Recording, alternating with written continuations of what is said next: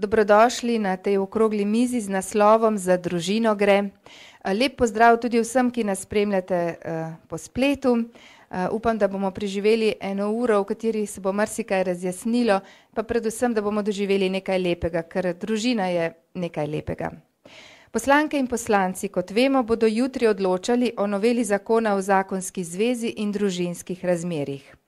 Nocoj bi se radi vprašali, kakšne posledice bo na videz majhna sprememba zakona prinesla v našo družbo. Z nami so podpredsednica Nove Slovenije in poslanka Iva Dimic.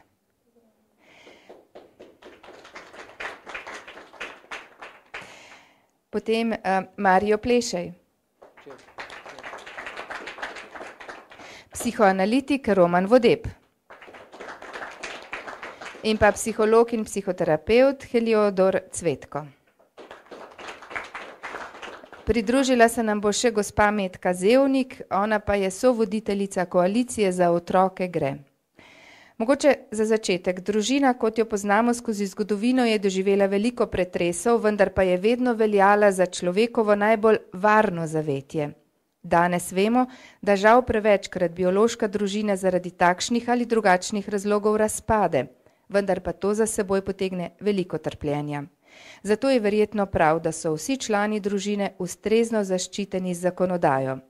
Do sedaj je zakonsko zvezo med moškim in žensko urejeval zakon o zakonski zvezi in družinskih razmerjih, istospolne skupnosti pa zakon o registraciji istospolnih partnerskih skupnosti.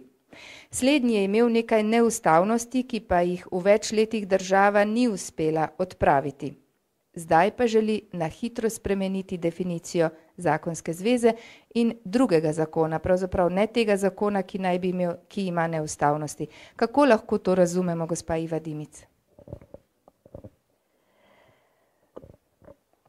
Predlog, ki ga je podala Združena levica, in to je sprememba zakona o zakonski zvezi in družinskih razmerjih, je povsem zakon, na katerega dejansko ni bilo nikakršnih ustavnih sprememb podanih z strani Ustavnega sodišča in lahko rečem, da v Novi Sloveniji vzamemo to kot nek obvod urejanju istospolnih partnerskih skupnosti in hkrati poudarjamo, da se ustavna odločba nanaša na zakon o registraciji istospolne partnerske skupnosti in da je to kršenje oziroma grob poseg v razumevanje družine tudi v današnjem času in seveda v prihodnosti.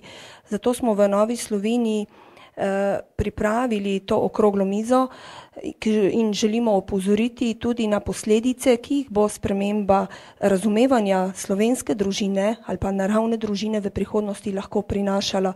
Tukaj bi rada poudarila, da ne gre samo za spremembo oziroma redefinicijo družine, ampak je potem posledično tudi poseganje na druge zakone.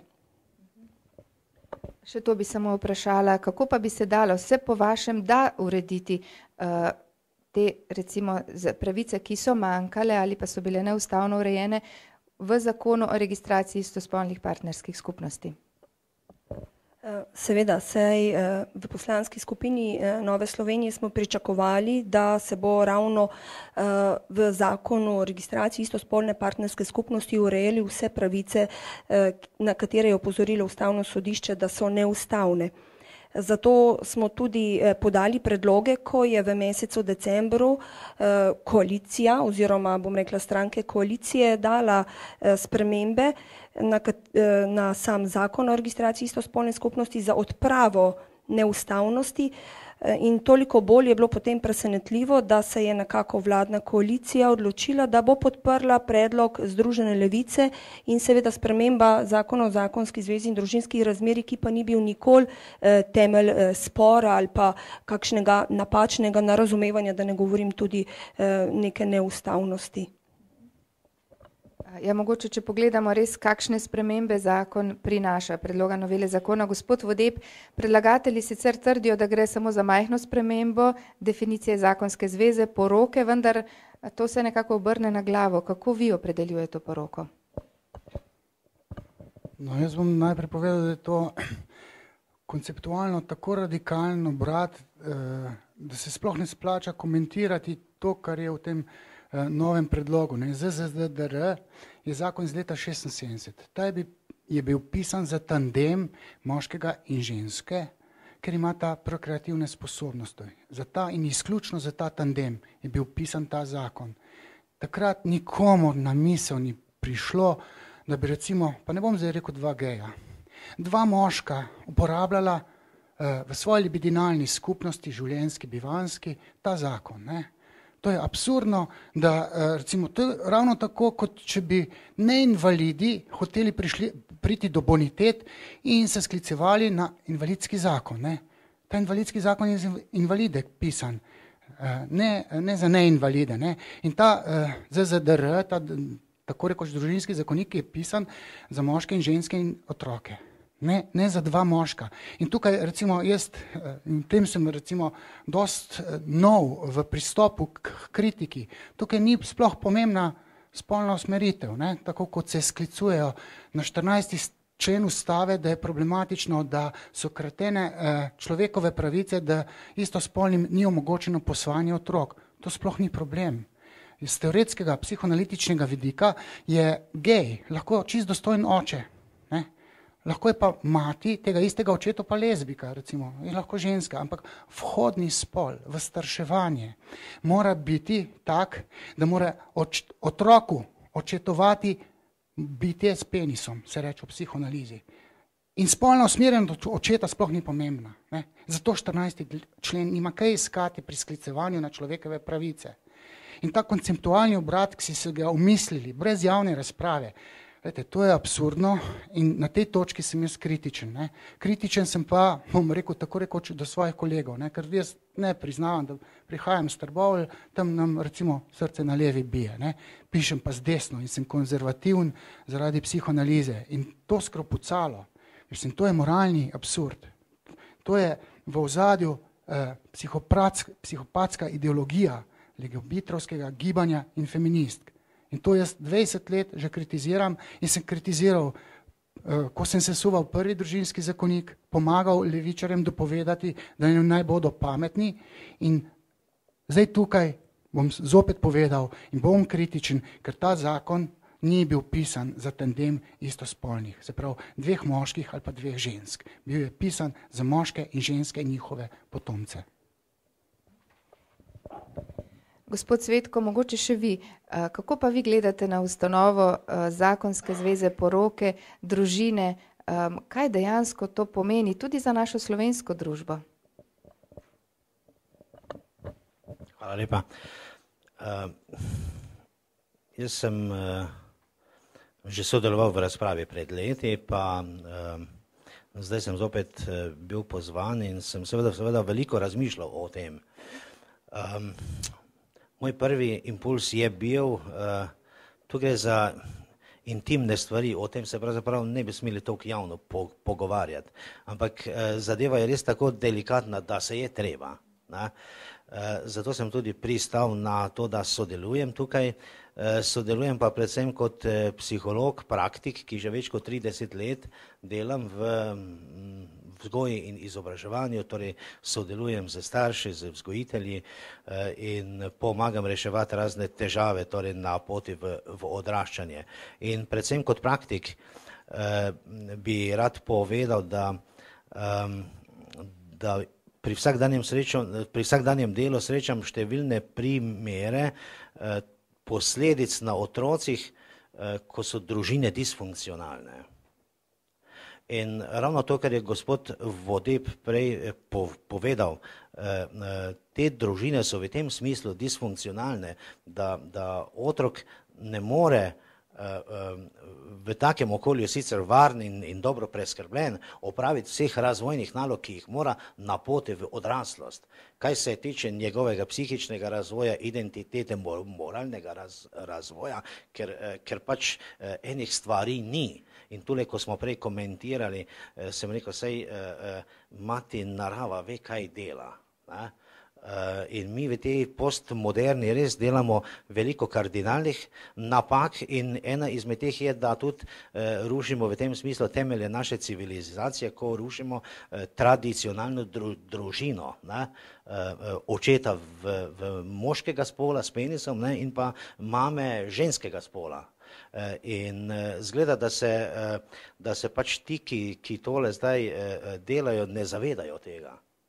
Tako kot se seveda ne zavedamo mnogih drugih zmot, naprimer, da bomo s izkoriščanjem energentov in česa si uničili naravo, da bomo se pobili med sabo, tako tudi zdaj izgleda, da nam je vseeno, kaj bo z človeškim rodom v prihodnje, z otroci. Ne? In če sem prej začel z disfunkcionalno družino, žal je pač treba povedati, da je tako okolje za otroka disfunkcionalno, torej ne najbolj optimalno. In zdaj to uzakonjevati, kot da ni problema, ne, to je najmanj zavajanje javnosti in tukaj seveda bi se stroka morala bolj oglasiti. Ne. Pa tudi, jaz sicer nisem pravnik, ampak mene čudi, da se recimo pravniki bolj ne oglasijo, ker tukaj gre pa so pravice otrok konfrontirane, torej z pravicami ali pa z pravicami, ki si jih lastijo drugi, torej odrasli in da tukaj ne postavijo jasno mejo, da je pravice otrok pač treba zaščititi, ker si jih ne morejo ščititi sami. In jih moramo mi odrasli. Ne? In da tu je jasno, katera pravica, če tako rečemo, mora biti bolj negovana. Ne? Toliko mogoče za začetek. Ja, še bomo govorili o tem dejansko, kaj pomeni za otroka odraščati, zakaj je pomembno, da ima očeta in mamo, da ima oba lika. Pa me zanima predtem še gospod Marijo Plešej, kako pa vi spremljate vse te razprave, včasih so tudi kar vroče, včasih tudi napadalne, kako jih vi doživljate? Hvala za povabilo najprej in dober večer vsem. Ja, sem istospolno usmerjen in poleg tega bi povedal, da to ni moja glavna, bi rekel, karakteristika osebna, ne, lastnost. Sem veliko več kot to, ne. Ampak je pa vseeno to ena pomembna značilnost človeka, njegova usmerjenost in seveda kot tak človek pač z nekim, kako bi rekel, včasih tudi nelagodjem spremljam vso to razpravo, ne? Ker pač se ne počutim mogoče doma v enem taboru, niti v drugem. Ne? V osnovi bi pa rekel, da pač sem tudi kristjan, ne? In želim slediti pač temu, kar Jezus uči in kot pripadnik cerkve se tudi trudim živeti svoje krščansko življenje. In v tem čutim pač tudi zaradi vseh teh pogojenosti določene razpetosti. Ne? Jaz razumem predlagatelje, Združeno levico in ostale pobudnike tega zakona, da želijo večjo vključenost ljudi z takim spolnim nagnjenjem. Ampak sem pa zadržan do tega, da bi en zakon ali pa ena sprememba zakona rešila vse probleme teh ljudi. Ne? Mene osebno ta predlog recimo meni ne bo osebno nič prinesel. Ne? Tudi sem prepričan, da za večino istospolno usmerjenih ljudi bistveno ne bo spremenil njihovega vsakdanjega življenja. Se mi zdi pa pomembno, da se o teh stvarih pogovarjamo in da pride tudi do izraza to, da pač družine ali življenjske skupnosti niso samo oče, mati in otroci. Ker imamo tudi že pač sedaj primere, ko oče ne živi z družino, ampak želim samo poudariti, da je treba večja občutljivost tudi za drugačne življenjske skupnosti, ne? Ki niso nujne enake, kot jih pač poudarja cerkev in druge te organizacije, se pravi model oče, mati in otroci. Ja, mogoče zdaj res nekaj besed. Najprej pozdravljamo gospod Metko Zevnik med nami. Dober večer. Smo vas poslušali v studiu ob 17. Hvala. Super. Zdaj pa mogoče gremo še na to področje posvojitve otrok. Nekaj smo rekli besed o sami poroki, redefiniciji zakonske zveze. Zdaj pa vemo, zakon, kot ga predlaga Združena levica in podpira koalicija, nekako odpira vrata tudi posvojitvam otrok v istospolne partnerske skupnosti.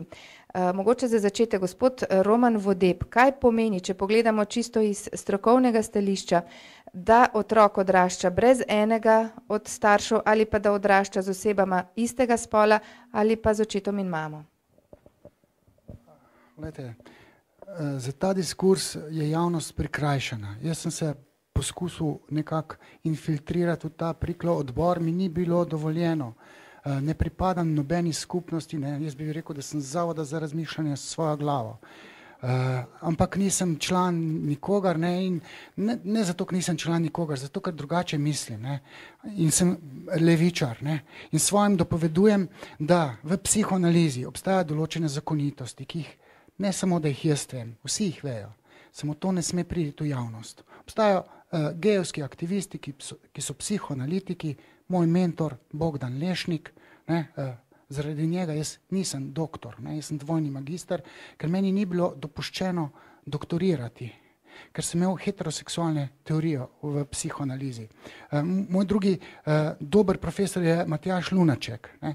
Oba dva vesta, da otrok ne more razrešiti Oedipovega kompleksa ne bom rekel, v partnerski skupnosti, kjer sta dva geja, ampak bom rekel, v tandemu, kjer mu očetuje in materinuje bitje, ki ima ta isti koncept genitalij. Glejte, v psihoanalizi je to malce zapleteno, ampak po Freudu ali pa po Lacanu mora materinovati, biti mamica in ljubkovati otroka, dečka ali deklico, biti brez penisa. Kastracijsko pretnjo, dečku bom zdaj rekel, mora pa naslavljati bitje s penisom, moško telo, se pravi oče.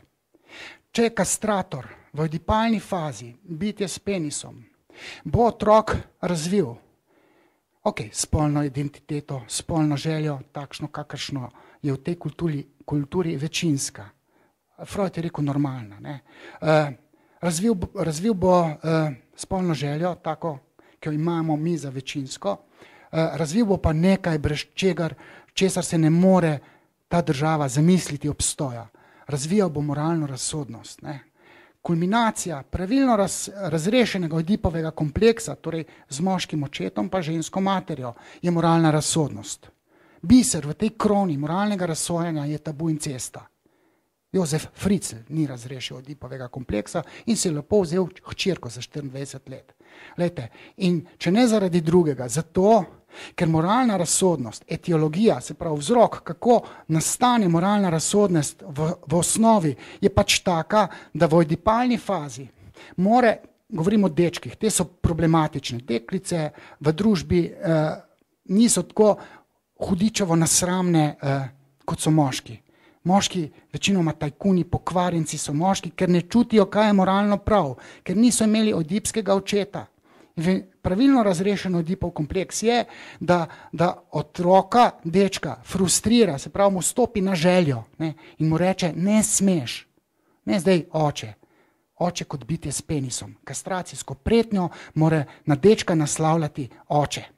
Če se to ne zgodi, mu je porušeno moralno razsojanje. In ta družba, ta država ima problem z moralno pokvarjenimi ljudmi, z moškimi, ne toliko ženskami. Ženska, ki ne razreši Oedipov kompleks, ima problem v spolni želji, problem v spolnosti, v odnosu z moškim. Ampak to na družbo na nek način ne vpliva tako zelo, kot če pride pobesneli tajkun brez moralne razsodnosti v družbo. Ko jaz vidim te tajkune ali pa te pokvarjence, točno vem, ali pa serijske morilce, da niso imeli oedipskega očeta.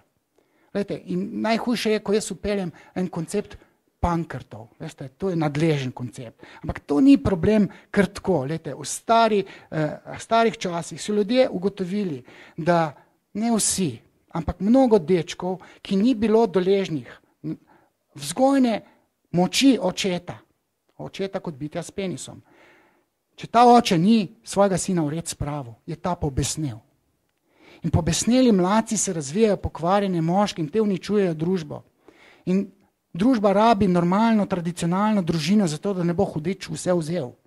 Boštjan M. Zupančič prav, če ne bomo mi znormalizirali moške v moralno odgovorne 21. stoletja, sploh ne bo več.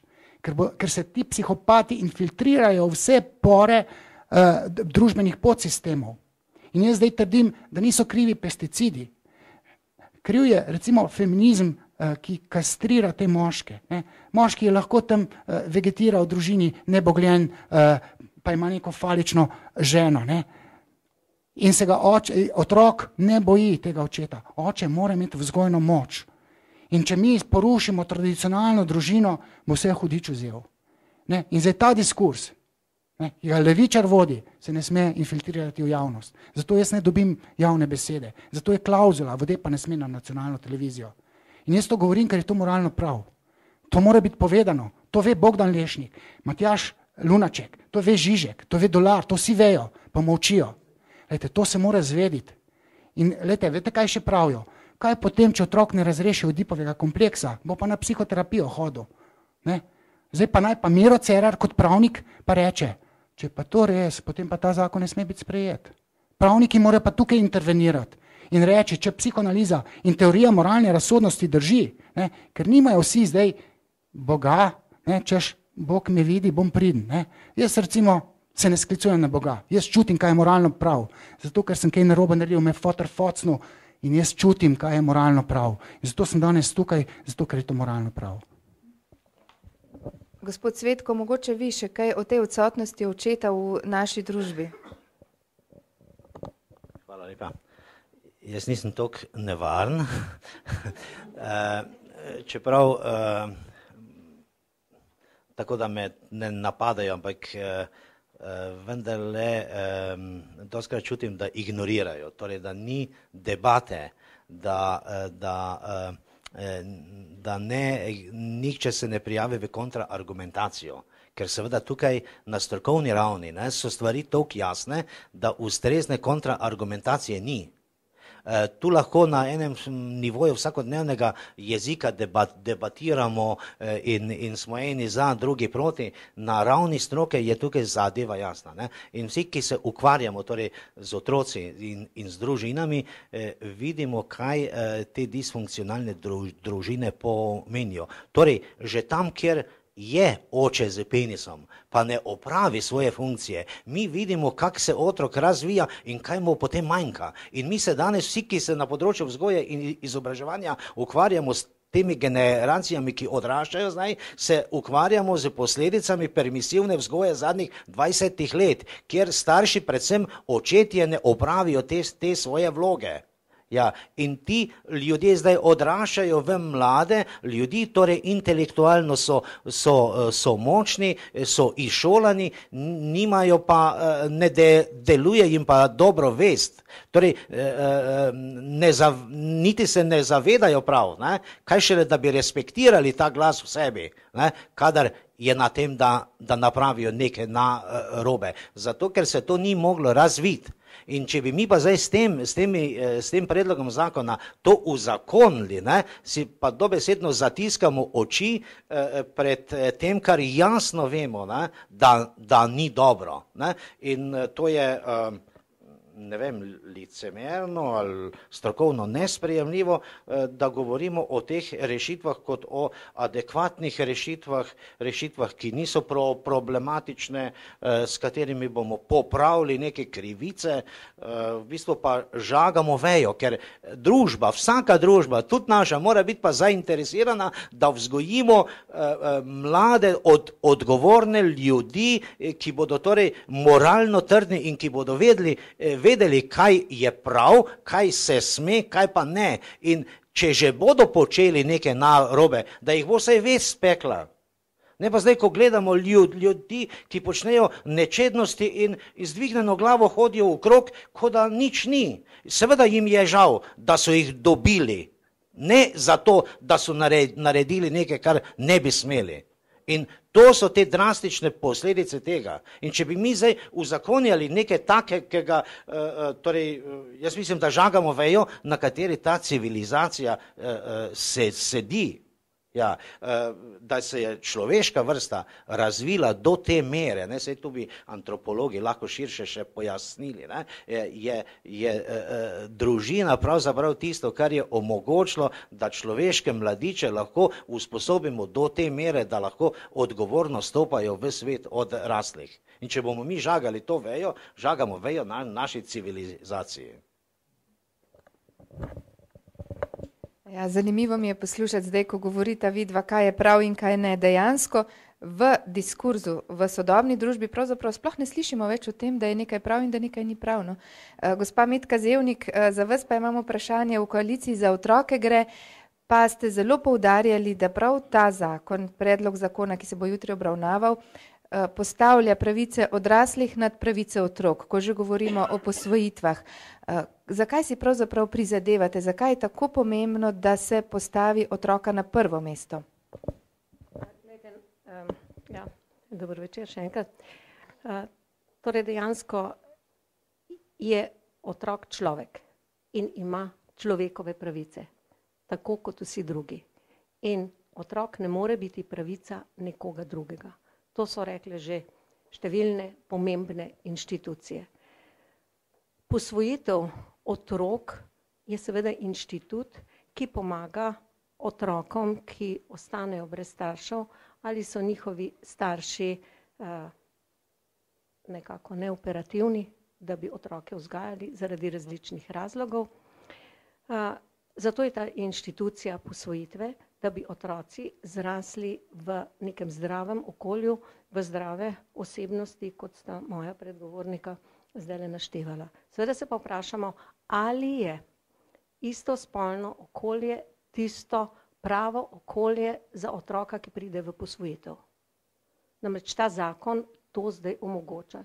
In to je bil pravzaprav eden temeljnih ciljev, zakaj se je spreminja zakon o zakonski zvezi in družinskih razmerjih, torej, da lahko istospolni pari posvojijo otroke, da so mogoče lahko tudi rejniki ali da po zakonu navsezadnje svoje starševstvo izvršujejo tako, da se opravi biomedicinska pomoč, seveda pri zdravi ženski, ne pri tistih, ki jim zakon zdaj dovoljuje iz zdravstvenih razlogov, da se jim pomaga pri zanositvi.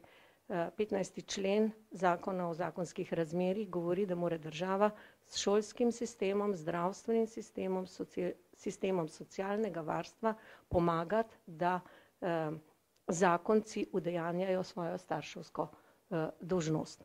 No in zdaj, ko ste me vprašali, zakaj pa ne bi bilo dobro, da pridejo otroci v homoseksualno skupnost, pa če nekaj nam je povedal gospod Vodeb, kaj to pomeni, če torej pride v skupnost dveh žensk, dveh lezbik.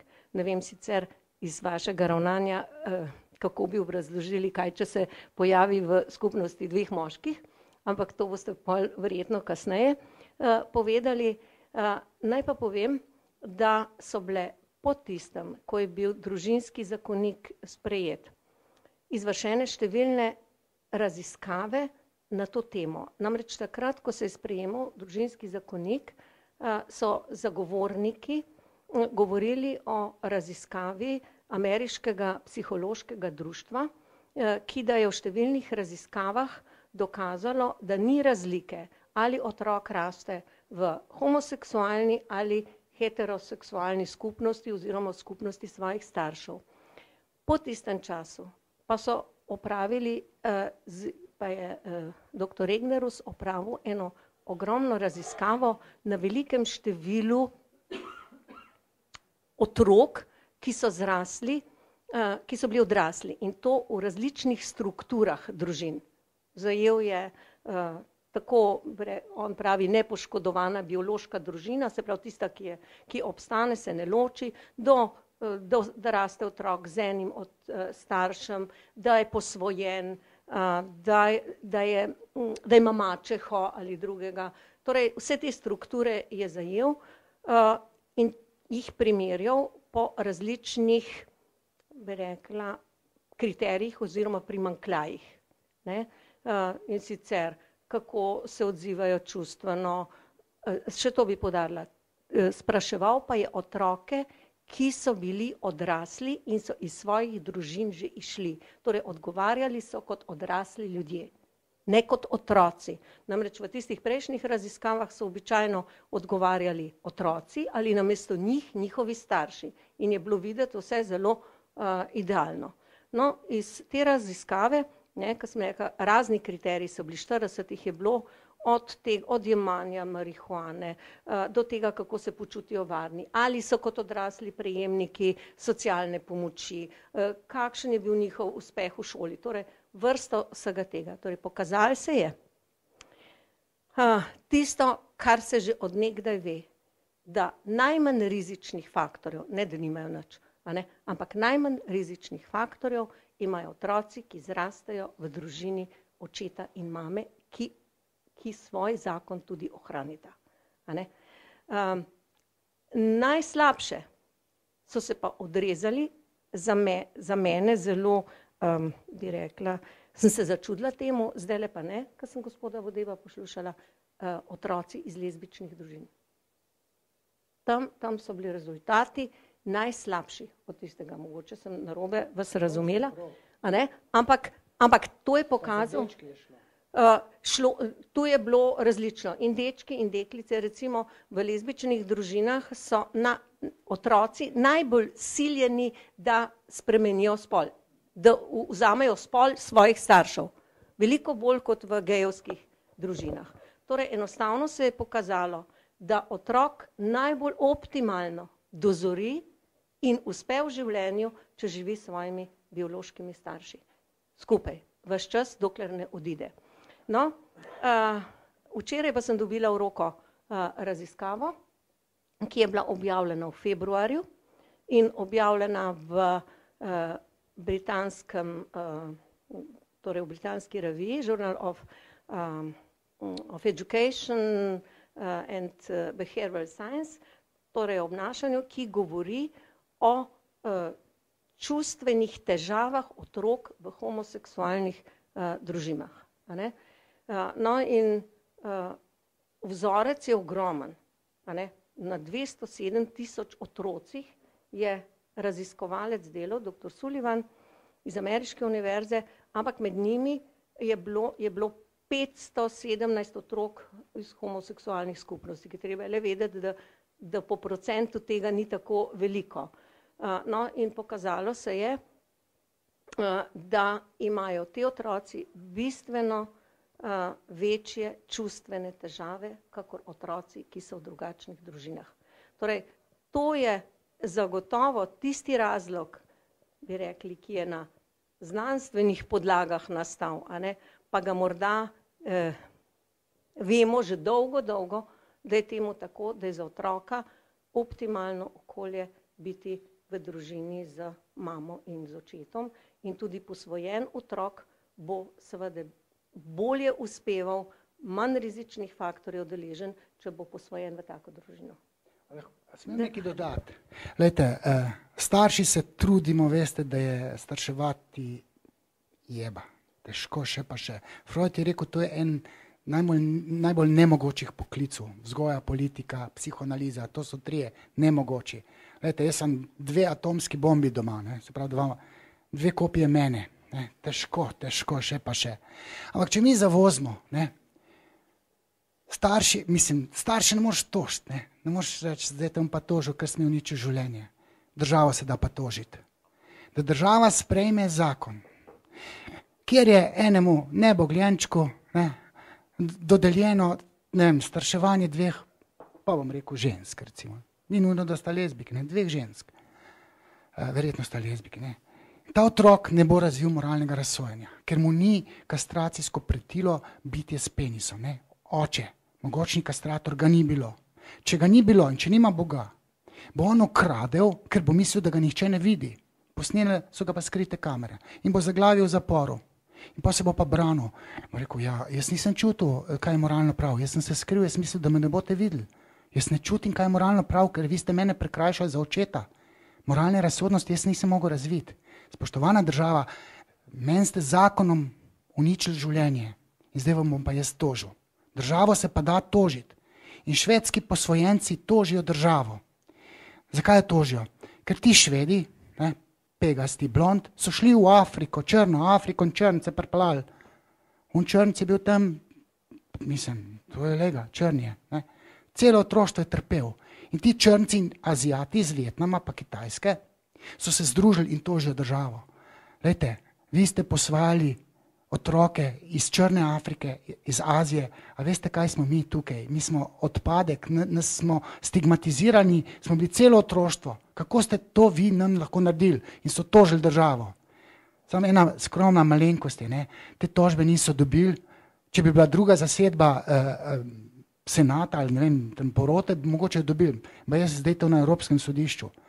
Problem je, da se državo da tožiti, če sprejme tak zakon, ki se zdaj predlaga. Sam dober odvetnik mora biti in ta psihoanalitična logika vzdrži. In vsi to vejo, pa glavo pesek rinejo. Ja, gospod Mario Pleše, saj sem tudi za vas imela prav zdaj vprašanje. Namreč navedla bi tukaj citat istospolno usmerjenega tiskovnega predstavnika francoske družinske organizacije Jean-Pierre Maillard, ki je v bistvu takole se izrazil: nasprotujem agresivnemu LGBT lobiju, katerega namen je uničiti družino. Trdim, da je treba razlikovati pojma homoseksualec in gej. Homoseksualec se zaveda, da otrok ni zdravilo, s katerim se zdravi okoliščina, ko vas vaš partner nima rad. Pa me zanima, kako vi gledate zdaj na ta boj, recimo posvojitve otrok strani istospolnih partnerskih skupnosti? Ko sem poslušal dosedanjo razpravo, pač prihaja nekako do spoznanja oziroma je slišano, da so problemi širše, a ne, v družinah, tudi v teh klasičnih, da to ni samo problem zdaj istospolnih ali pa lezbičnih, gejevskih družin, ampak je res širše. Glede posvajanja otrok v istospolne družine bi rekel to, da kadar je neka pravica, se pravi, trčita pravici dveh ljudi, a ne, sem gotovo zadržan do tega, da bi posvajali otroke v istospolno družino, a ne. Po drugi strani pa prihaja do primerov, a ne, mogoče, ko je neki biološki oče, ali mati, ki se je kasneje pač prišla do spoznanja, da bi mogoče živela žensko ali z moškim, a ne, in živi potem z tistim otrokom, s tem novim partnerjem ali partnerico. In v takih primerih gotovo bi mogoče vendarle dopustil možnost, da pride do posvojitve, a ne. Hotel sem pa še dodati, da ta razprava ne bi smela voditi v neko obsojanje ali da bi ljudje razumeli, da so istospolno usmerjeni ljudje moralno nerazsodni, a ne, češ, da so živeli v nekih družinah, kjer niso mogli razviti svoje moralne razsodnosti, da to ni tako črno-belo, a ne. To hočem poudariti, da tudi so primeri, da ljudje, ki so istospolno usmerjeni, imajo razvit moralni čut in imajo svojo vest in se skušajo potem ravnati, ne. In pač danes sem ravno bral odlomek iz Evangelija o tem, kako je treba biti pač usmiljen do ljudi, ki so različni od tistega, kar sem recimo jaz ali kdo drug. In ne smemo soditi samo po sebi, a ne. Se pa gotovo zavedam, da ne smemo iti v neke socialne eksperimente in eksperimentirati na otrocih, ker pač vemo premalo in sklicevanje na določene raziskave enih ali drugih zagovornikov ali nasprotnikov pač so samo en element, ne. Ni dovolj raziskano. Gospa Metka Zevnik, vi ste želeli dodati.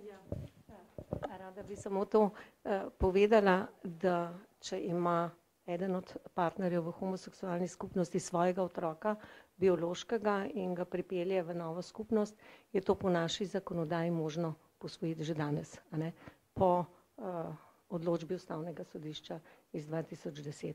Tako da je to razrešeno, ker dejansko taki pari obstajajo. Vam pa dajem popolnoma prav.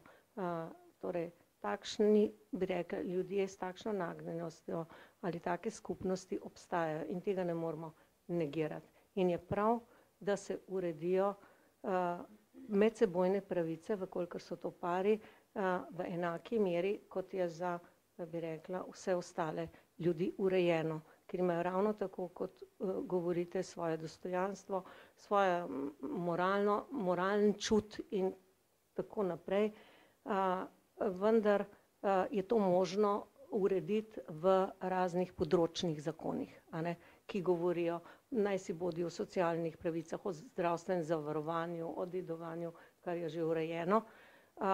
Recimo ravnokar, ko prihajam z tega soočanja na radiju, je zagovornica LGBT skupin naštevala, katerih pravic pravzaprav ni. Nekaterih tudi, bi rekla, pari heteroseksualni nimamo, a ne, a zakonski pari, bi rekla. In gre izključno za socialne pravice, a ne, medtem ko zakon o zakonskih razmerjih in družinskih, o zakonski zvezi in družinskih razmerjih pa govori predvsem o družini, o odnosu otroka do staršev, staršev do otroka, o tem, da je namen zasnovanje družine, da je zato podlaga o svobodnem odločanju o rojstvih otrok, podlaga za to je ustava, da se ščiti materinstvo, očetovstvo in otroke.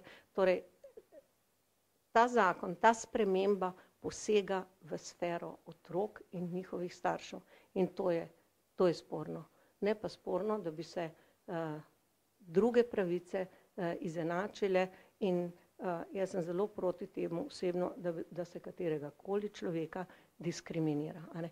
Tudi to je, recimo, je protiustavno, a ne, vendar pomembno je, da ga v svoji duši ne diskriminiraš, pa v svojem srcu, a ne, kaj vsak posameznik počne.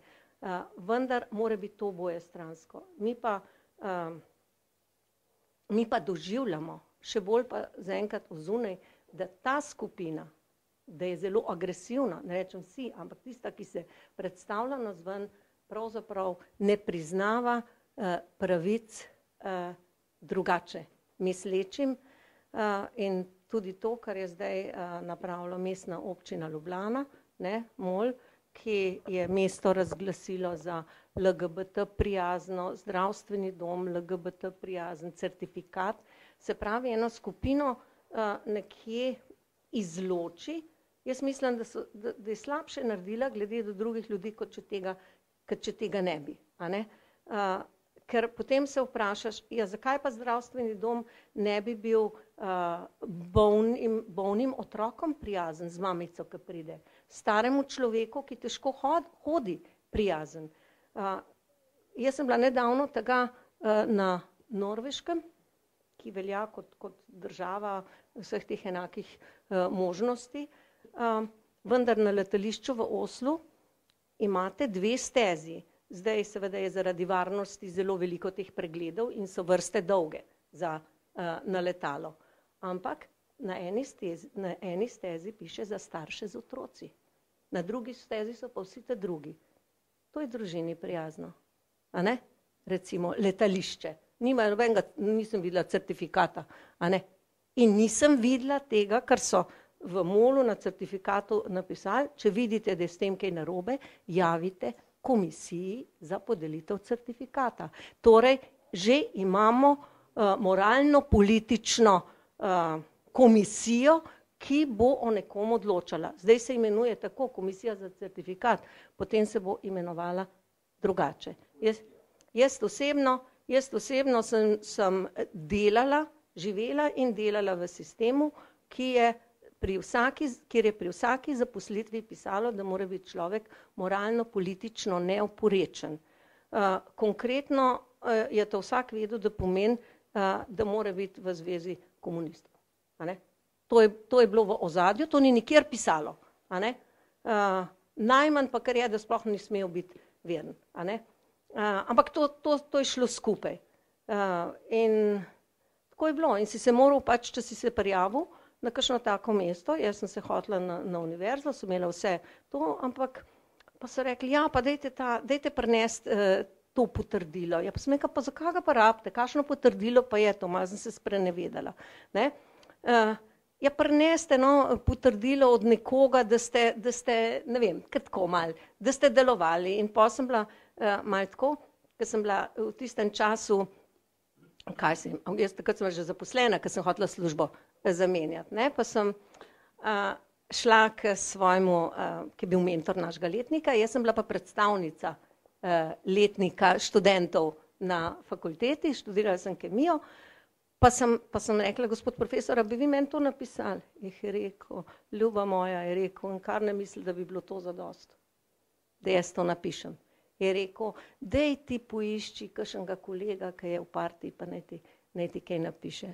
Sem rekla, manj, da bom jaz ostala tam, kjer sem, ne bom iskala potrdilo okrog. Ampak to so realnosti, ki se bodo ponovile v drugi, bolj drastično iz tega, kar slišimo, da v drugih državah se začne ljudi preganjati, morajo iti na prevzgojo in tako naprej. Stvari niso enostavne in to izhaja iz členov zakona, kakršni so zdaj, ki so čisto nedolžni, postanejo pa čisto drugačni, ko imaš v mislih drugačne starše.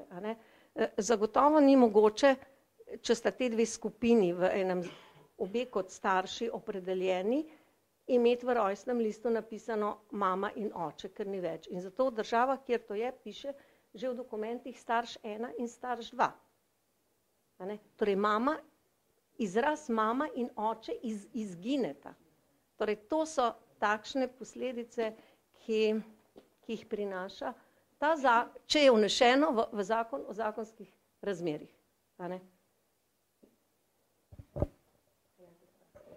Jaz bi sam želela se dotakniti tudi te teme, da na vseh, bom rekla, soočenih ali pa v državnem zboru poslušamo poslanci, ki smo nasprotovali predlogu Združene levice, da odrekamo vse človekove pravice istospolnim. Jaz bi rada tukaj želela povedati, da mi ne odrekamo nobenih nikakršnih pravic, in da je že Evropsko sodišče za človekove pravice odločilo, da otrok ni človekova pravica, in ravno tako v primeru Hämäläinen proti Finski iz junija 2014 je odločilo, da istospolna poroka ni človekova pravica. In bi rada poudarila, da tudi pri posvojitvah je bilo že povedano, pa moji kolegi so povedali to iz psihoanalitskega, jaz bi pa povedala, ne vem, kot mama ali kakorkoli, da je resnično pri posvojitvah otrok treba zasledovati njegove najboljše koristi in mu omogočiti življenje v družini, v kateri bi sicer tudi drugače živel, če ne bi bilo nekega posega, bom rekla, višje sile ali bolezni v družino, da je izgubil oba starša. Tako da je govoriti o posvojitvah, se mi zdi skrajno občutljiva tema, da imamo premalo analiz, da imamo celo resolucijo, ki je sprejeta na državni ravni o zaščitovi otrokovih pravic, kjer poudarjajo, da je potrebno slediti otrokovim koristim in da jih je potrebno razumeti in zaščititi na celotni dobi njegovega odraščanja in imeti tukaj nek tak tanek posluh in pa razumevanje. Zato govoriti, ko nas počez ali pa povšalno označujejo, da ne razumemo, da smo, lahko rečem, homofobni oziroma izključujoči, da so to zelo težke besede, da jaz nikogar, oziroma tudi mi poslanci Nove Slovenije nikogar ne izključujemo, ampak se želimo jim približati, jih razumeti in tudi njim primerno, seveda po najboljših močeh in povsem urediti statuse. Ja, ena od posledic, ki bi jih rada tudi potem, da spregovorimo o njih, bo vpliv na šolstvo. Poznamo že primere, kar se je dogajalo pri nas v Sloveniji. Bi pa predvsem pred tem vprašala še vas, gospod Mario Plešej. Prej ste rekli, da pričakujete od države dejansko, da bi se uredile določene stvari, vendar da v tem zakonu o zakonski zvezi in družinskih razmerjih dejansko se za vas ne spreminja veliko. Kaj pa je tisto, kar bi država lahko naredila za to, da bi dejansko bile pravice tako razporejene, kot je prav? Naj poudarim, da tukaj ne nastopam kot predstavnik nekega društva istospolno usmerjenih, niti kakšne druge organizacije, ampak sem pač predvsem tu kot oseba, ki je istospolno usmerjena. Zato tudi ne morem govoriti v imenu vseh, ki so recimo v neki partnerski zvezi, imajo morda tudi otroke in ki so v svojem vsakdanjem življenju soočeni z težavami, ki jih recimo jaz, ki živim samsko življenje, ne čutim. Jaz, ko sem poslušal zdaj to razpravo, se mi zdi tudi to problem pri reševanju te problematike, da se ena in druga stran, da ne prideta velikokrat v stik drug z drugo, da se nekako getoizirajo, recimo istospolno usmerjeni v svojih društvih in jaz vidim bolj rešitev v tem, da bi prišlo da bi ljudje, ki so istospolno usmerjeni v tem vsakdanjem življenju v okviru širše skupnosti pač živeli to, kar so, da bi tudi drugi ljudje, ki so drugačni, od njih, jih bolje spoznali, jih razumeli, bi se pogovarjali z njimi in mislim, da bi marsikateri predsodek odpadov. Kaj lahko pa država, jaz se gotovo strinjam s tem, da je treba urediti socialne pravice ljudem, ki so v istospolnih skupnostih, sploh za tiste, ki so v nekih trajnih skupnostih, ker mislim, da imajo take skupnosti vendarle neko vrednost za celotno družbo. Kot rečeno, sem pa zadržan do tega, da bi imele take skupnosti samodejno pravico do posvajanja otrok. Ja, zdaj pa, kot rečeno, mogoče res nekaj besed, ker se mi zdi tudi pomembno področje šolstva. Gospa Metka Zevnik, v Koaliciji za otroke gre ste poudarjali. Govorili ste že tudi o tem priročniku Ljubezen je ljubezen, ki ga je Amnesty International že izvajala preko delavnic v naših osnovnih šolah. Združena levica pa ga je celo dala v svoj predvolilni program, da naj bi postal učbenik, ko bo enkrat ta zakon sprejet. Zakaj pravzaprav gre pri tej teoriji spola, o kateri smo v slovenski javnosti, po mojem mnenju, slišali premalo do zdaj? Ja, res je. Zadnjič sem bila na enem večjem srečanju žensk, kjer je bilo približno, mogoče je bilo okrog 80 do 100 gospa. Približno pol jih je prihajalo iz izobraževalnega sistema, tako ali drugače. No, in ko sem poprašala, namreč na našem plakatu, kjer vabimo na shod, piše, upam, da pridete jutri, piše za šolo brez teorije spola. No, in sem vprašala te udeleženke, koliko med vami ve, kaj to teorija spola je. Nekaj, dvignite roke, bilo je 5 rok. Kar pomeni, da dejansko ljudje tega ne poznajo. O tem se govori premalo ali težko rečem, bo pa treba jasno in na veliko koncih to govoriti. Torej, teorija spola na kratko pravi tole.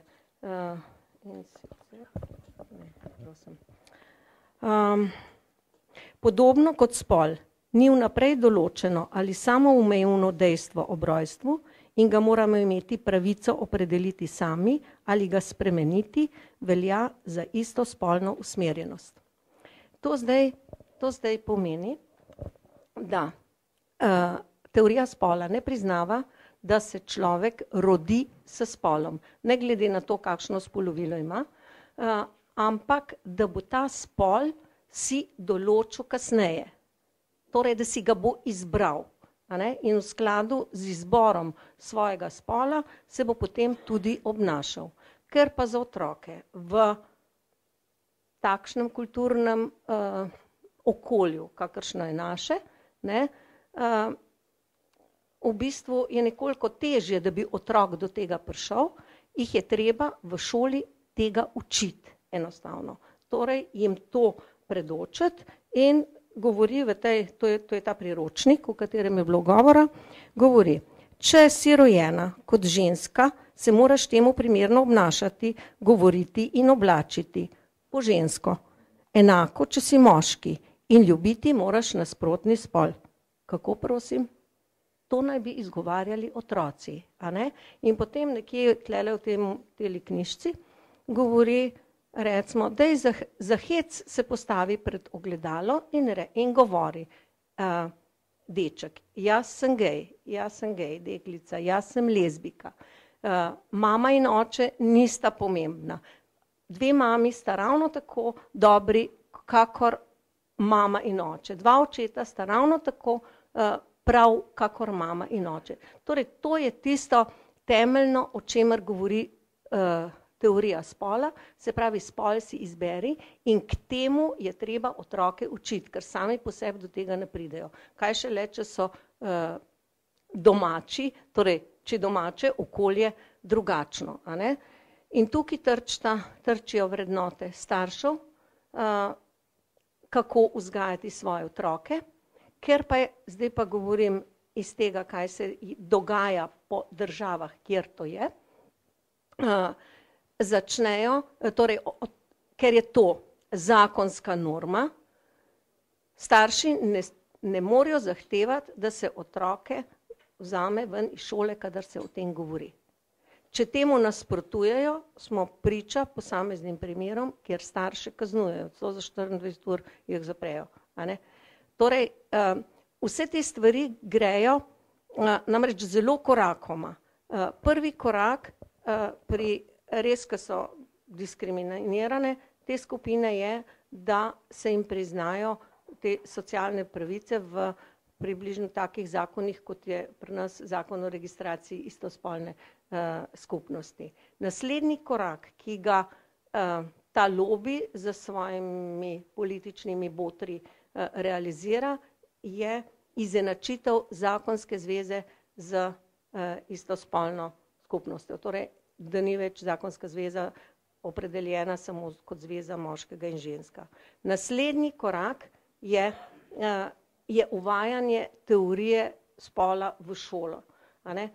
In tudi naš, sem že vam citirala, naš zakon govori o tem, da se mora država prizadevati, da svojim šolskim sistemom podpre starševstvo. In ko postane legalno, da so starši tudi istospolne osebe, potem se bo to tudi izvajalo. Ne glede na to, da je to manjši del ljudi, gospod Lobnik zadnjič, ki zastopa LGTB, je neko številko oceno, gre približno za 3% populacije.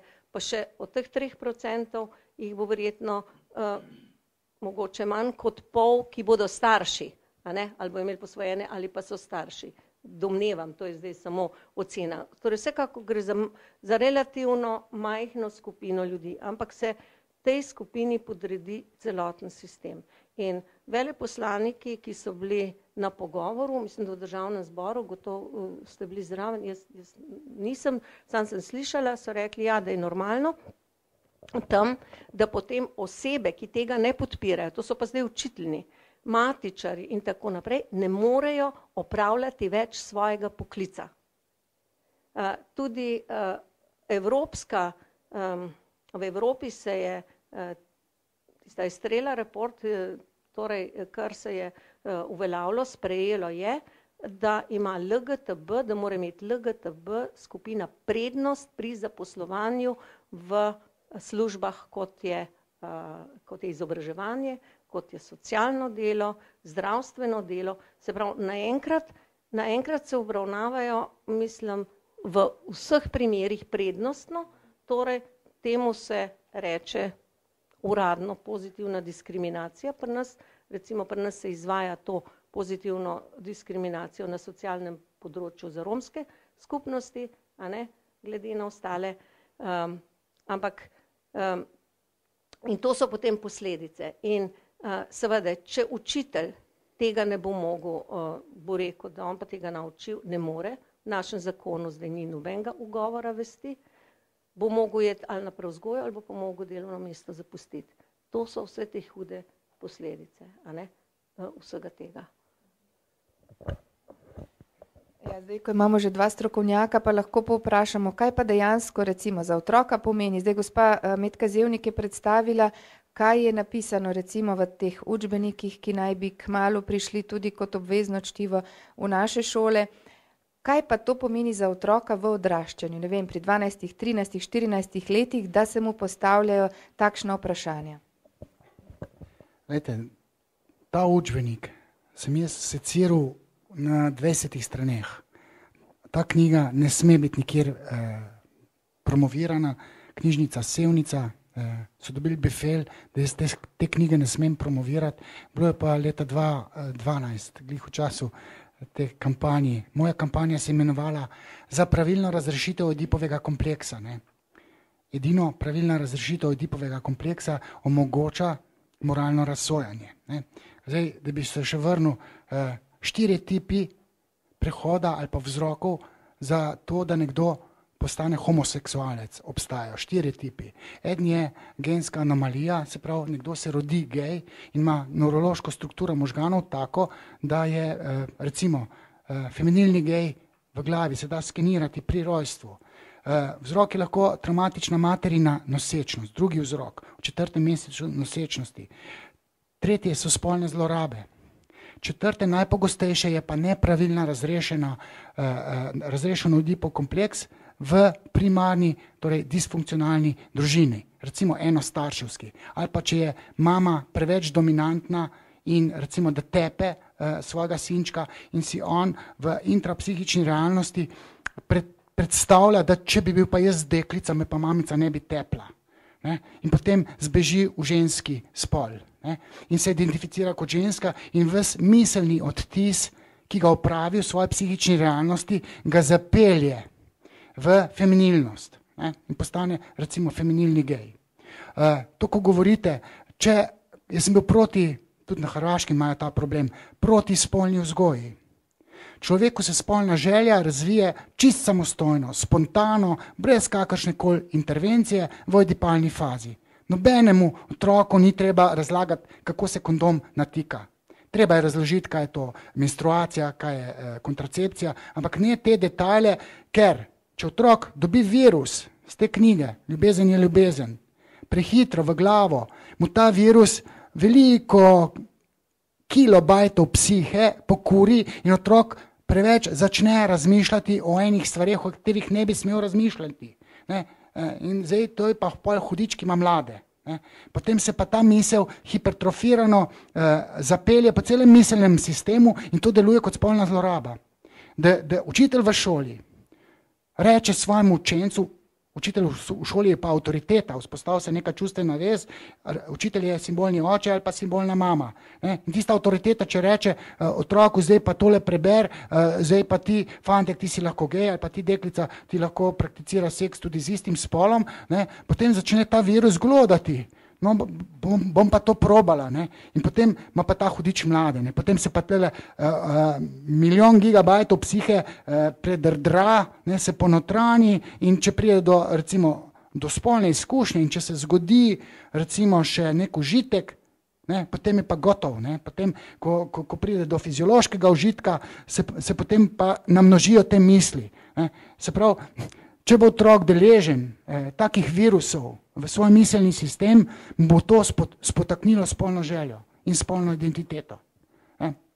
Zdaj, nekaj bi pa še rekel v teh ideologijah. Ne? Jaz sem rekel, če je Oedipov kompleks napačno razrešen, ima problem človek, otrok pri moralnem razsojanju, spolni identiteti in spolni želji. Se pravi, mnogo in lezbijk ali pa gejev nastane zaradi ponesrečenega Oedipovega kompleksa. Ampak če je človek potem nemoralen zase, se zgodi nekaj na samem, ampak če pa potem recimo začne pa to združevati v ideologijo, potem pa nastane LGBT-ovska ideologija, potem pa s trikom prelisičijo ljudi in demokracijo in referendum in na stranska vrata po skrajšanem postopku hoče sprejeti takolo skropucalo. To je pa moralna pokvarjenost in jaz tej ideologiji rečem, da je to psihopatska ideologija. To si moralno odgovoren moški, moški imajo, pa ženske, močnejše moralno razsojanje. Po Freudu, zaradi kastracijskega kompleksa, nadjas je drugače.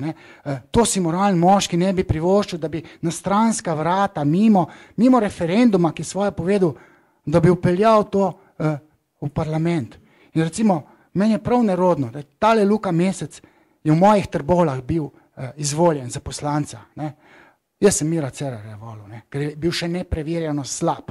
Zdaj se bom pa upravičil, pa bom rekel, da je preverjeno slab.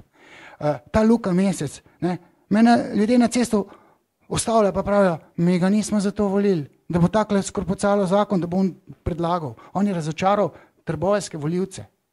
Mislim, jaz sem razočaran, ker Miro Cerar je pa vedel, zakaj se gre. On je bil leta 2008 v tistih svojih kolumnah proti tem posvojitvam.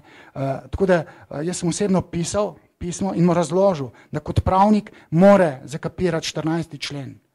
Zdaj, jaz upam, da je saj prebral, ker odpisu mi ni. Toliko bi jaz...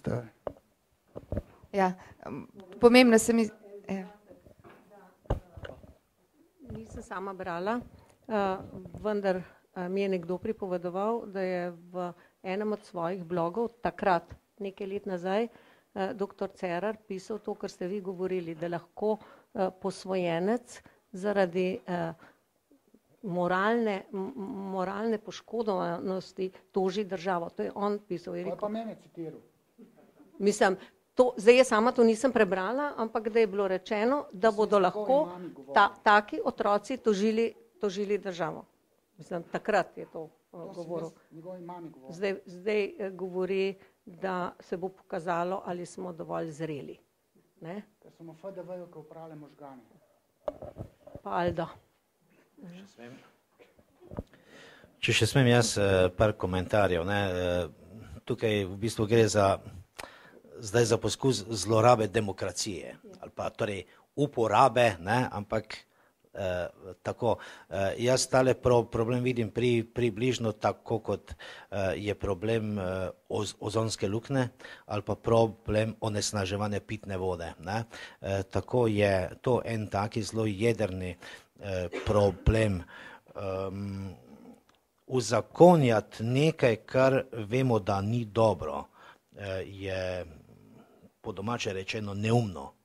Mi se v praksi ukvarjamo s tem, da skušamo zaščititi otroke, ki odraščajo v družinah takih ali drugačnih, disfunkcionalnih, in v primerih, ko vidimo, da je posamezna družina disfunkcionalna, skušamo otroka dati v drugo okolje, kjer bo lahko bolj zdravo odraščal.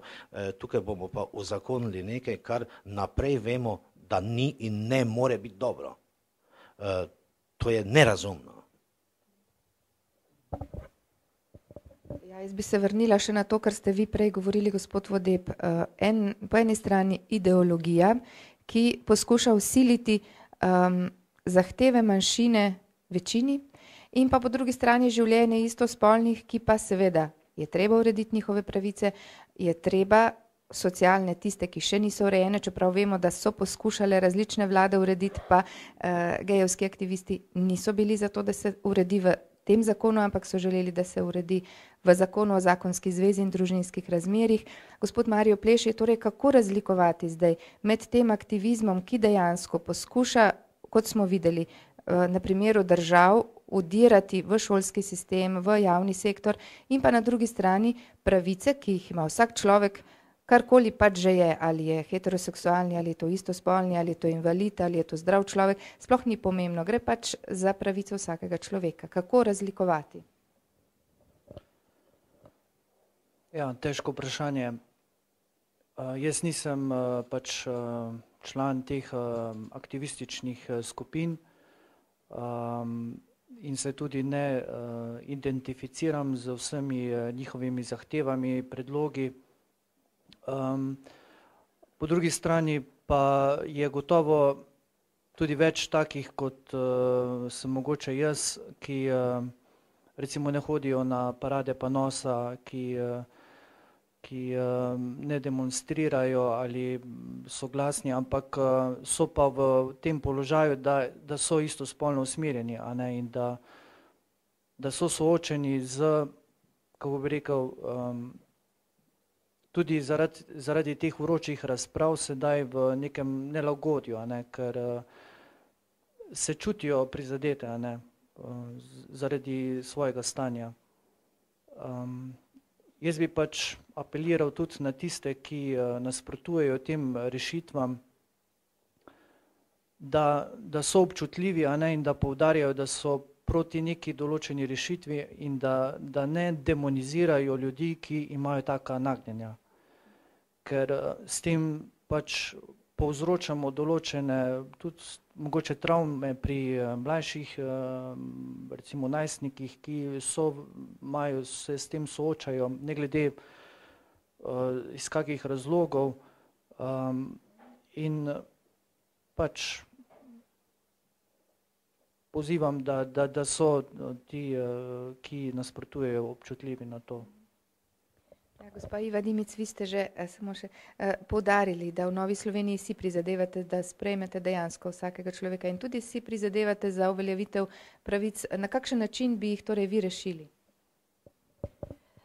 Mi smo vsekakor razumeli težave istospolno usmerjenih že zelo zgodaj. Lahko rečem, da smo v vladi 2004-2008, se pravi leta 2005, razumeli stisko istospolno usmerjenih in že takrat poskušali na nek način zakonom, ki ga je predlagal gospod Drobnič, urediti zadevo istospolnim, in tukaj lahko odkrito in povem, da so zadeve vse pretekle leve vlade in tudi kasnejše niso dokončale dela. Ko se je pokazalo seveda, da je potrebno odpraviti, kar je Ustavno sodišče naložilo tukaj, kar se tiče koriščenja bolniške in teh zadev v istospolno partnerski skupnosti, da se je to dvakrat poskušalo odpraviti, pa takratna leva vlada, mislim, da je bilo to pod vlado Boruta Pahorja in tudi kasneje, ko je bila vlada Alenke Bratušek, da tega razumevanja nekako ni bilo.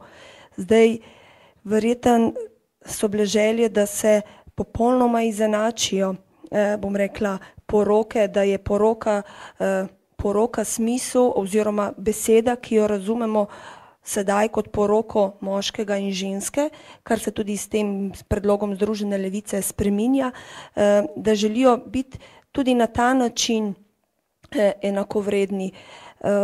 Jaz bi rekla, da tukaj bi mogoče tudi potem kasneje dala besedo gospodu Vodepu, da bo povedal glede besede poroka in razumevanje poroke, bom rekla, že skozi stoletja, če lahko rečem. Ampak vendar v Novi Sloveniji smo se poskušali pogovarjati, dali pripombe na predlog, ki ga je ministrstvo vložilo v decembru, tako kot sem že povedala, ki odpravlja ustavno neskladje oziroma odpravlja, kar je Ustavno sodišče naložilo, da je potrebno v zakonu o registraciji istospolne partnerske skupnosti odpraviti, in da smo tam dobesedno nekako navedli, da je potrebno razumeti tukaj koristi otrok, in pa seveda tudi ravno to, kar je gospa Zevnikova prej povedala, da se nam zdi zelo pomembno tudi ugovor vesti pri vseh javnih uslužbencih, ki bojo vpeti v zakon, če bo seveda jutri že ta zakon sprejet, in se mi zdi, da je to pravno tukaj. Lahko jaz, recimo, meni dajo etiketo, da sem jaz homofob, ne. Meni pa hodijo geji in lezbike na psihoterapijo, ne, na osebna svetovanja. Pride zadnjič en gej, pa prav, mene bo brat, za vsako pridem pretepa, oče me ne mara, ne, mama je tudi indiferentna. Sem rekel, daj ti pošlj te tvojo žlahto, bom jaz razložil, da s tabo nič narobe, da nisi bolan. Ne, sem, kako spahnem prišel? Ja, vi boste edino razumeli, ne, vi ste rekli, da homoseksualnost ni bolezen. Ne. Jaz sem bil tisti, ki sem rekel, da to ni bolezen, da to se ne da zdraviti. Ne, določeni tipi biseksualnosti, mogoče s terapijo, če so bili vzrok spolna zloraba, recimo se da kaj korigirati. Ampak sem rekel, kako pa k meni priješ? Zato, ker vem, da vi niste homofob. Sem rekel, bravo. Ne? On je prepoznal, da jaz nisem homofob. Nisem homofob. In homofobijo znam teoretsko razložiti. Ne? In zdaj bom razložil, kaj je s to homofobijo.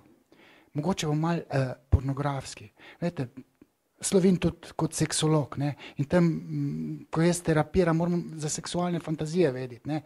Fantazija, dva moška pa ena ženska, moškemu ne pade na pamet. Ne? Ta drugi ne paše zraven. To je ta latentna homofobija. Ne? Se pravi, moškemu, tistemu, ki je pravilno razrešil Oedipokompleks, ki ima gensko strukturo, bi rekel, tako, kakršno pravijo genetike, da je normalna. Ne? Takemu se seks z istim spolom gnusi. In to je zametek latentne homofobije. Homofobija, drugače povedano, je normalna, naravna, pričakovana in logična. Vendar jo je pa treba sublimirati. Geji morajo imeti svoje pravice, gejev se ne sme sovražiti, gejem je treba omogočiti. Ne? To, kar so Miti Blažiču naredili, se ne sme narediti, da so ga prebutali.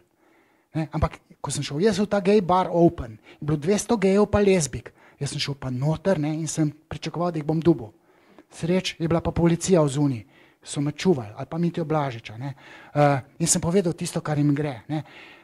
Otrok je pravica tandema, moškega in ženske, pa še v žlaht ne sme biti. To je pogojna pravica tandema, ne pa človekova pravica. 14. člen ni problematičen, ker ni problem spolna usmeritev, ampak vhodni spol v starševanje, ta je problematičen. Ne? In jaz govorim s pametjo in nisem homofob. Vem, da nisem homofob. Doma vsi vejo, da jaz nisem homofob. In zato lahko tole mirno trdim in vsakemu oči pogledam. Tudi kadar govorim o moralni razsodnosti, ker vem, da moralna razsodnost v paketu napačnega Oedipa, ne, ki se lahko zgodi, homoseksualci mnogo so napačno razrešili Oedipov kompleks. Ne, in če nimajo Boga, potem on ne čuti, kaj je moralno pravo. Ne, ga vest ne peče. Ne vse. In ta psihopatska ideologija, legebitrovstva, ne, to je peščica ideologov, je to naredila. In oni so prefilmali, oni so nadmudrili s trikom. Obstaja nek fenomen transferja, se reče. Jaz se ukvarjam tudi s hipnozo. Ljudje so sugestibilni, ljudje je mogoče hipnotizirati in mu reči, da je tale voda, alkohol, je spije, pa bo pijan. Tudi to je mogoče. Kaj šele, da uprati možgane temeljnim ovcam. Ne? Skratka, to, kar jaz delam, čutim, da je to moralno prav in to sem jaz danes mogel priti in danes bom šel v državni zbor svojim levim kolegom to povedati. Če lahko kaj omenjate, 14. člen, s tem 14. členom se zelo manipulira. Ta 14. člen ustave, ki govori o enakosti pred zakonom, ne glede na okoliščine človeka, razne, ne velja v vsakem primeru in za vsako pravico. Velja zgolj za tiste pravice, ki so napisane v ustavi in velja takrat, kadar so si osebe, za katere se to primerja, v enakem položaju. Medtem ko zakonska zveza žene in moža ter dveh, bi rekla, oseb istega spola enostavno niso primerljive. In mislim, da bo to tisto, o čemer bo Ustavno sodišče razsojalo. Tako je tudi reklo takrat v tisti ustavni odločbi, ki je govorila o dedovanju. Tam sta bili obe skupnosti dejansko v enakem položaju glede te pravice. Medtem, če pa gledamo starševstvo, torej pa pravico o svobodnem odločanju otrok, tam pa te dve skupnosti nista več primerljivi, nista enaki. In tukaj bojo trčile človekove pravice in Ustavno sodišče bo moralo presojati. Torej, 14. člen ne govori čisto o vsaki situaciji, ampak je treba čisto vsako situacijo posebej primerjati in ta zakon, ki gre zdaj po hitrem postopku, zato da je izločil široko razpravo, veliko govora o tem, bi moral za vsako pravico, ki iz tega sledi, in jih je veliko v drugih zakonih, opredeliti primerljivost z obima skupnostmi, pa tega ni naredil. Če jaz smem, jaz bi se strinjal s tem, da je treba jasno reči, da istospolno usmerjenih ljudi ne smemo demonizirati in da je tu en kup predsodkov, ki seveda jim življenje zelo otežijo. Tudi jaz nimam težav z istospolno usmerjenimi, dokler se mi istospolno usmerjen moški na neprimeren način ne približa. Tako dolgo jaz nimam težav z njimi. Tudi pri svojem delu, pred par leti sem pomagal reševati travme v družini, kjer je pač oče zapustil ženo z otroci in šel s prijateljem. Rešujemo mlade ljudi, ki čutijo to isto spolno usmerjenost in v svojem okolju ne dobijo razumevanja in so izločeni in pomagamo iskati rešitve. Jaz celo kot človek in psiholog, psihoterapevt poskušam razumeti istospolno usmerjenega v njegovi koži, z njegovimi omejitvami, s težavami, s katerimi se srečuje. Lahko ga razumem tudi v tej želji, da bi hotel imeti družino in za otroka skrbeti. Ampak tu žal mora družba in seveda stroka odigrati svojo vlogo in v tej moški vlogi, kot pravi gospod Vodeb, pač reči, oprostite, vse drugo gre, ampak to pa ne gre. Tako kot mora starš imeti razumevanje in biti ljubeč do otroka, ampak pri nedovoljeni stvari ga pa ustaviti in reči, žal, to pa ne gre. Prele sem malo pozabil, malo se jaz hecam, ampak malo pa resno mislim. Poroka je rezerviran izraz. Ponogajte se pa lahko, imate vse pravice razen otrok, ali pa zadlanajte. Po roki se mi moški družimo v družini. Ali pa family, father and mother, I love you, family. Kaj če bila ta družina mamoča, mama, otrok, oče? Kje bi pa pol živeli? Družina je ekskluzivno, libidinalna, življenjska, bivanska, partnerska, seksualna skupnost, čustvena skupnost vaginalnega in penisnega bitja in njunih potomcev. To je družina. Se družimo in se poročimo. Ritual je pa lahko ponoga. Okrog ramajo se lahko lezbike, okrog bokajo, poročamo se mi moški. Glejte, ptič je ptič, ki je prišlo letalo, mu niso rekli ptič, je letel. Vlak je bil železna kača, ampak ker kača je že, so mu rekli pa vlak, ker je vlekel. Krščani ste tisti pripadniki krščanske vere. Krško ima prebivalce, ki so krčani. Zato krščani je že zavzet termin. Družina je že zavzet termin. Ne morete ga ukraditi. Tole sem želel povedati, ker gre stvar terminološke zadeve. Ampak libidinalno skupnost, čustveno, pa morajo imeti. Dedovati lahko. Vse lahko, samo otroke pa ne. Tole sem za sklep hotel povedati. Počasi zaključujemo, ampak vendarle samo na kratko, gospa Metka Zevnik, nismo se dotaknili, vi ste stara mama in tudi v Koaliciji za otroke gre predstavljate stare starše, ki so v naši družbi, moramo reči, preveč zapostavljeni. Dejansko se kot s to nuklearno družino mogoče malo premalo vključeni v to medgeneracijsko sožitje. Na kakšen način pa v novem zakonu, ki ga zdaj predlaga Združena levica, ste vključeni, če bi se recimo našim otrokom kaj zgodilo, jih lahko posvojite, kakšne so pravice? Malo bi vas popravila. Nismo v družbi zapostavljeni. V družbi imamo izredno pomembno vlogo in je priznana. Zapostavljeni pa smo v zakonodaji, v političnem pogledu na stare starše. Torej starih staršev v zakonodaji praktično ni. Znajdemo se v zakonu o zakonskih razmerjih in o zakonski zvezi in družinskih razmerjih. In sicer smo omenjeni čisto eksplicitno samo enkrat. In sicer, da smo lahko skrbniki v primeru, če gre skupnost očeta in matere narazen in smo lahko skrbniki temu otroku, premoženjsko, ali lahko tudi, če bi naši otroci torej, umrli, torej lahko smo skrbniki.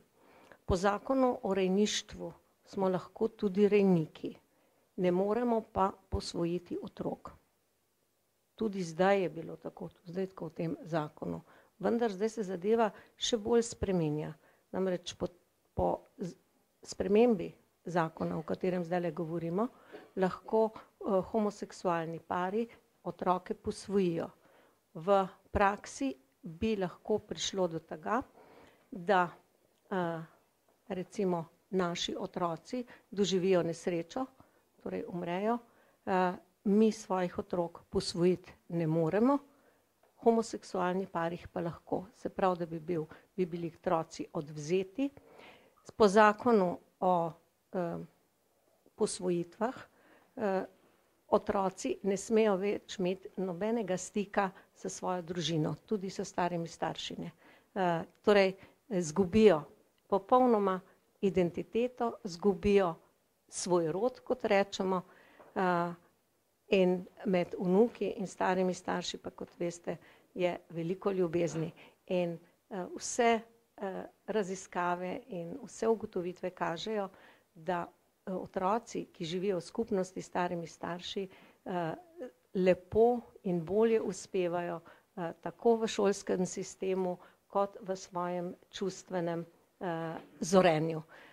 Zdaj enostavno smo stari starši, pravim, izredno ogorčeni, da nas je sprememba zakona izpustila, da je Združena levica napravila nekaj tako nečustvenega. Stari starši pa mislim, da v družini, v družbi kar veliko pomenimo našim otrokom, jim vsestransko pomagamo, smo jim oporo in v zdajšnjem kriznem času nemalokrat pomagamo tudi finančno, da zmorejo, predvsem pa tudi omogočamo, da naši otroci opravljajo svoje službe lahko vestno in dobro, če prevzamemo varstvo otrok. Torej, naša vloga v razširjeni družini je izredno pomembna. Zdajšnja zakonodaja pa nas je popolnoma izpustila in to je greh. Gospod Mario Pleše, ste želeli dodati? Ja, mogoče za konec bi povedal to, da tako kot drugi ljudje si tudi istospolno usmerjeni ljudje želijo sprejetosti v širši skupnosti, biti vključen v socialno življenje in mislim, da je to treba se pogovarjati, a ne tudi širše. In tudi današnja razprava se mi zdi, da je to pokazala, da so problemi širše od tega in jaz mislim, da ta zakon, predlog te spremembe ne bo rešil te vsakdanjih stisk ljudi, ki so istospolno usmerjeni. Bi pa predlagal, da pač se vse organizacije, ki se ukvarjajo s problematiko družin, tudi posvetijo problemom istospolnih ljudi. Ker sedaj je tako, da si določene organizacije lastijo nek monopol nad temi vprašanji in to ni dobro. Mislim, da bi bilo bolje, če bi se tudi druge družinske ali kakšne podobne organizacije tudi ukvarjali z vprašanji istospolno usmerjenih ljudi. Hvala lepa, mislim, da lahko zaključimo. Hvala vsem petim za tole okroglo mizo, za vsa razmišljanja. Mislim, da smo odprli vprašanja, ki vsekakor nismo jih izčrpali, vemo, da prinašajo marsikaj. Pomembno je, da razmišljamo o tem, da se pogovarjamo in pa seveda jutri, gospa Metka Zevnik, pripravljate shod, mogoče samo še povabilo. Torej, lepo prosim, najbrž ste tale letak že dobili tako ali drugače, ker ga širimo po vseh možnih poteh, ki so nam na voljo. Torej pravimo, da vas vabimo na dan ljubezni, ki bo seveda jutri v času sprejemanja tega zakona. Tega nismo mogli čisto načrtovati, pa se je zgodilo, da takrat, ko bomo vzunaj govorili, ko bomo imeli glasbo, se bo znotraj sprejemal ta zakon in upamo, da bomo mogoče na kakšnega poslanca še vplivali. No, ob 16:30 se začne pred parlamentom, potem je pa ob 18:30, pol 7 še sveta maša v Uršulinski cerkvi. Tako lepo vabljeni, čim več naj vas bo. Hvala lepa. Jaz bi se tudi zahvalila v imenu Nove Slovenije vsem gostom, da ste bili gostje naše okrogle mize za družino gre, tudi še posebej tudi voditeljici, gospe Debevc. Skratka, jaz mislim, da smo z današnjim dnem pokazali, da se znamo pogovarjati, da se slišimo in da smo polni upanja in želje, da se stvari v družbi uredijo tako, kot je potrebno, za vse enako, strpno, sprejemanjem in na vse nas kličem velik Božjega blagoslova. Hvala vam.